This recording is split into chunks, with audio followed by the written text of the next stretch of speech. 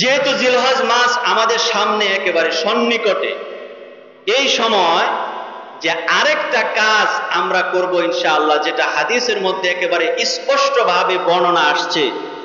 আল্লাহর পয়গম্বর বিশ্বনবী সাল্লাল্লাহু আলাইহি ওয়াসাল্লাম বলেন, মান রাআ হিলালা যিল হিজ্জাতি ওয়া আরাদা আন ইউদহিয়া ফালা ইয়াখুযান্না মিন শা'রিহি ওয়ালা মিন আযফারিহি। মুসলমান ভাইরা আমার, আল্লাহর পয়গম্বর বিশ্বনবী সাল্লাল্লাহু আলাইহি ওয়াসাল্লাম হাদিসের মধ্যে বলেন, মান রাআ হিলালা যিল হিজ্জা, যে ব্যক্তি এই জিলহজ মাসের চাঁদ উদিত হতে দেখবে বা দেখে, যে চাঁদ দেখা এটাও কিন্তু একটা সুন্নত আমল। চাঁদ দেখা এটাও একটা কি আমল? সুন্নত আমল। যে যখন তোমরা জিলহজ মাসের চাঁদ আকাশে উদিত হতে দেখবা, যখন তোমরা জিলহজ মাসের চাঁদ আকাশে উদিত হতে দেখবা এবং চাঁদ দেখার পর আল্লাহ পাক রব্বুল আলামিনের কাছে দোয়া করা, আল্লাহুম্মা আহিল্লাহু আলাইনা বিল ইয়ুমনি ওয়াল ঈমান ওয়াস সালামাতি ওয়াল ইসলাম রাব্বি ওয়া রাব্বিকাল্লাহ, এই দোয়া আল্লাহ পাক রব্বুল আলামিনের কাছে করা। বলে যে আরবি মাসের প্রত্যেকটা চাঁদ, 12টা চাঁদ দেখা এটা মুসলমানদের জন্য উচিত তালাশ করা, চাঁদ তালাশ করা। কারণ আরবি মাসের এই সমস্ত চাঁদের সাথে ইবাদতের সম্পর্ক রয়েছে, যেটা মুসলমানের জন্য অত্যন্ত জরুরি। এই জন্য নতুন মাসের নতুন চাঁদ দেখার চেষ্টা করা।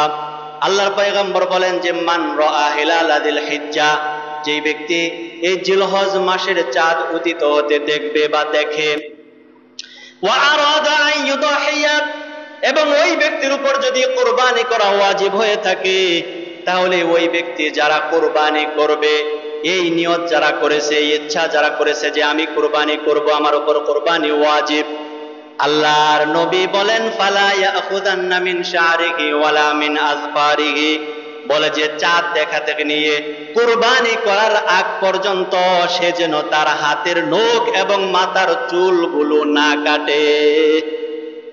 হাতের নখ, মাথার চুল এবং শরীরের অবাঞ্ছিত যে সমস্ত জায়গায় লোম গজায়, যেটা পুরুষ মহিলা প্রত্যেকের জন্যই 40 দিনের ভিতরে কাটা সুন্নত, যে এটা যেন কেউ না কাটে। এর মানে কি যে পিছন রেখে দিমু তাহলে আজীবনের লেগে? অনেক মানুষ আছে সুবহানাল্লাহ, বগলের নিচে এত বড় বড় পশম হয়ে গেছে যে এগুলা দিয়ে টাক টানা যাবে, টাক বাইন্দা টাক টানা যাবে, মানে এরকম বড় বড় পশম হয়ে গেছে, কাটার খবর নাই।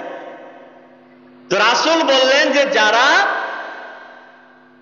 জিলহজ মাসের চাঁদ দেখবে এবং কুরবানি করার নিয়ত করেছে, ইচ্ছা করেছে, যে তারা যেন শরীরের হাতের নখ, পায়ের নখ এগুলো না কাটে এবং শরীরের অবাঞ্ছিত পশমগুলো যেন না কাটে। এটা কেন? বলে যে আমি আল্লাহর জন্য কুরবানি করব। যে মানুষ দুনিয়ার জমিনে যে সমস্ত পাগল থাকে, যে তাদেরকে আমরা দেখি যে তাদের চুল লম্বা লম্বা হয়ে যায়, হাত পায়ের নখগুলো বড় বড় হয়ে যায়, যে তারা এগুলো কাটে না এবং তারা বলে যে আমরা পাগল। কি বলেন? তাই বলে না? বলে যে আমরা পাগল। ঠিক তদ্রূপ আমরা যারা আল্লাহর জন্য কুরবানি করব, যে আমরাও এরকম একটা ভাব ধরবো যে আমরাও আল্লাহর জন্য পাগল, এজন্য আমরা হাতের নখও কাটি নাই, চুলও কাটি নাই। এটা কিন্তু না কাটাটা সুন্নত, ভালো করে বোঝেন, না কাটা সুন্নত। কোন সময় থেকে নিয়ে? জিলহজ মাসের চাঁদ দেখা থেকে নিয়ে একেবারে কুরবানি করার আগ পর্যন্ত এগুলো না কাটা, এটা কি সুন্নত? জোরে বলেন, সুন্নত। এরা যারা কুরবানি দিবে এবং যাদের উপর কুরবানি করার মতো সামর্থ্য নাই, যাদের উপর কুরবানি করা ওয়াজিব নয়, বলে যে এমন আল্লাহর বান্দে বান্দিও যদি ওই যে যারা কুরবানি করবে, যে তাদের এই সাদৃশ্যতা অবলম্বন করে, যে তারাও এই হাত পায়ের নখ না কাটে, শরীরের অবাঞ্ছিত পশম চুল এগুলো যদি না কাটে, যে তারাও ওই কুরবানি করার সমপরিমাণ সওয়াব লাভ করবে। যাদের উপরে সামর্থ্য নাই, যে তারাও এই সওয়াব থেকে বঞ্চিত হবে না, মাহরুম হবে না। এজন্য আমাদের উচিত এই যে কয়দিন বাকি আছে, আজকে 24 তারিখ আরবি মাসের, ইংরেজি মাসের 23 তারিখ একেবারে এই মাসের শেষ দিন পর্যন্ত আমরা চেষ্টা করব যে আমাদের এই সমস্ত হাতের নখ, পায়ের নখ, মাথার চুল, শরীরের অবাঞ্ছিত লোম টোম যা আছে এগুলো আগে থেকেই পরিষ্কার পরিচ্ছন্ন হয়ে থাকা, যাতে করে ওই জিলহজ মাসের ভিতরে কারো চুল, কারো হাত পায়ের নখ, শরীরের অবাঞ্ছিত লোম এগুলো যেন কাটা না লাগে। যদি এভাবে থাকতে পারে তাহলে প্রত্যেককেই আল্লাহ পাক রব্বুল আলামিন কুরবানি করার মতো সওয়াব দান করবে। যেরকম সুবহানাল্লাহ। এই ওয়াজও অনেকের কানে ঢুকছে ঠিক আছে, কিন্তু এটা মানবে না। দেখবেন যে কুরবানির আগের দিন রাইতে চুল কাটার লাগে হ্যাঁ ঘুরতেছে, মানে কোন কাটিং দিবে তার মাথা নষ্ট, বুঝেন নাই? এরম পাগলা যুবক আছে না আমাদের সমাজে? হায় হায় হায় হায় হায় হায়, সারাদিন টিকটক দেখতে দেখতে দেখতে দেখতে ওইগুলাই ফলো করে। ওই নায়ক নায়িকারা কিভাবে চুল কাটছে, গায়ক গায়িকারা কিভাবে চুল কাটছে, ওই মেসি নেইমার তারা কিভাবে কি করছে না করছে, বিধর্মীরা, যে এইগুলার অনুসরণ অনুকরণে 24টা ঘন্টা তার জিন্দেগি চলতেছে। বর্তমানে সেলুনের মধ্যে যারা নাপিত, যারা কাজ করে, যে এরা যে পরিমাণ টাকা ইনকাম করে, আমরা মৌলবী হয়ে জীবনে আসলে এক ধরা যে খাইছি, বুঝেন নাই? মানে ওই পরিমাণ ইনকামও আমাদের নাই। তাও কি কাটিং দেয়, মনে হয় যে ওই যে স্টিলের বাড়ি একটা মাথায় রাখিয়া যদি চতুর্দিকে চাইছা দেয় না, ওই সেম কাটিং হবে, সেম কাটিং হবে। অথচ এই কাটিং নাপিতরা দিতেছে ঘন্টার পর ঘন্টা লাগায়া, বিল আসছে 3000, 4000, 2000, 1500। আবার সামনে এখানে এক কালার, এখানে এক কালার, এই একটু নাই, এই একটু নাই, মানে কি চিয়া কি করে, মানে চুল নিয়ে এত মডেল। সুবহানাল্লাহ। মানে এই যুগে জন্ম না নিলে এগুলো আসলে মিস করতাম, এই যুগে জন্ম না নিলে এগুলো আসলে মিস করতাম।